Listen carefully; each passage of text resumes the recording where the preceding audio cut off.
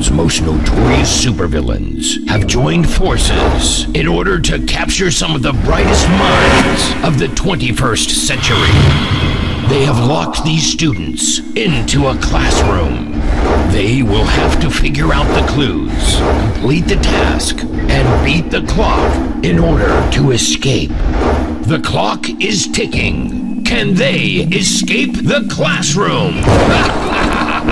There is 4 blocks. They reinforce the skills we're working on this week. We were doing prefixes and suffixes, so it gives them another way to get up, moving around, work together cooperatively, and lean on each other to find the answers. And it's just a really fun way to, they don't even realize that they're learning because they're having so much fun just playing the game. Sometimes they're more competitive than others. It depends on the groups, and we try and switch up the groups. They're not always with the same people, so they can learn to work with others and help each other out. I want my team to be the first to win because it's fun and we are also reading. There's a 2-day process. The first day we kind of review the skill, and there's like a little bit of lead up. Sometimes there's a clue that they're given ahead of time just to make sure they understand the skill, and then the second day is when they actually do the riddles or clues to find out the codes that are on there, and then that they can use to escape from the room. You have to take some of those envelopes, open them up, and there's like questions you have to answer. And you have to walk around the room and find clues. Wait. It's this, or this, because they all have pre. But we have to look around the room to find it. Some of them didn't even realize that there were shaped pictures around the room to use to get those clues either. So they have to be really aware of their surroundings when we do these, because there's always clues somewhere in the room that they can use. Arrow going to right here means 0. Today's especially was a multi-step process. They usually, a lot of times it's just an ABC answer and then they get a number. To this, the one we did this time, they actually had to go find a shape and then do actually a math problem to go with it to then find the code number they were looking for. So it was more multi-step. They couldn't just read and look at the answer. They had to follow through and do a few more steps to it. Read me the number. 4, the 2, end one, the last one. 3, 5, 6, 7. Yes! Grab the key. Cheer! Cheer! Hey, go cheer! Go cheer! Be excited. Be excited. Woo! We give them a supply list, and on that supply list, that normally gives them an idea what each school actually needs for their students, and they go into the Walmart and they purchase anything from that supply list so that they can go ahead and donate it to our program. We will take cash, checks, and you make them out to Marion County Public Schools Homeless Department, and that also goes into us purchasing school supplies for our students in the county. I was listening to a video that was posted on YouTube, and it was about raising math scores. And so I know that children learn from music, so it inspired me to want to teach them a song using music that I know they could relate to, and that I could make up words that go with what I'm teaching them. I'm gonna ace my test, I'm gonna raise my score, I'm gonna read till I can't no more. I'm gonna ace my test, I'm gonna raise my score, I'm gonna read till I can't no more. From the X's and the types, and the type, pencil in my hand and I'll be my fast. Reading in my class, I can do this in a flash. Really quick and really fast, education in the swag. Can nobody stop me from learning? Can't stop me from learning. The text in my head keeps turning. They keep turning. I came up with the words based on, I know they needed to get a score raised to pass, and I want them to pass, so that was where the acing came from.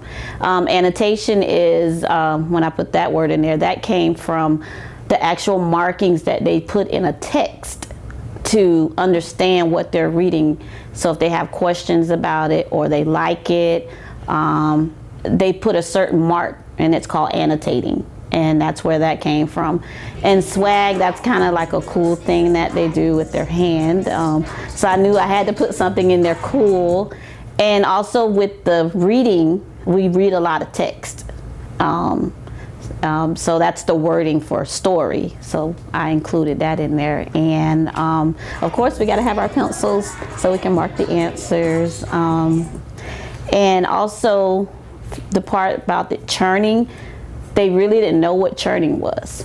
And so I explained to them, like an ice cream churn, how it mixes. So it's how the text is mixing up in your brain and it's computing it to understand. So you know, so they can understand what they're reading. So that's how I came up with the words. I liked it because it's about learning. I agree with Sim, and because I didn't know what churning means, but now I know. School grades are in, and district-wide, all but one Marion County school improved or at least maintained their grade. 21 schools improved their school grades, including 3 which jumped 2 complete letter grades to a C: Bellevue Santos, Pheasanton, and Reddick Collier Elementary Schools. Most importantly, Marion had no failing schools. This year, Marion schools earned 4 A grades, that's up from 3 last year, 15 B grades, up from 9, 30 C grades, that's a 4 school increase from last year, 2 D grades, down from 11, and 0 F grades, there were 3 last year. Marion jumped 26 points in total points earned for a B grade, just 6 shy of the A mark. Statewide, there are 24 A districts, 30 B districts, and 13 C districts.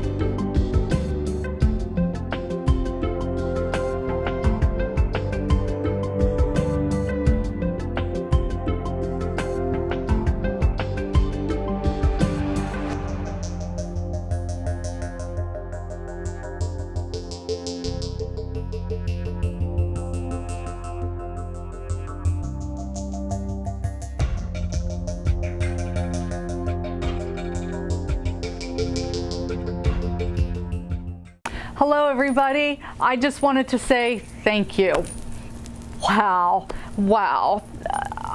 I can't begin to say how impressed I am with our students. You rose to the occasion. Our teachers, you took on higher expectations for yourself and translated them to our kids. I am so proud of you as well.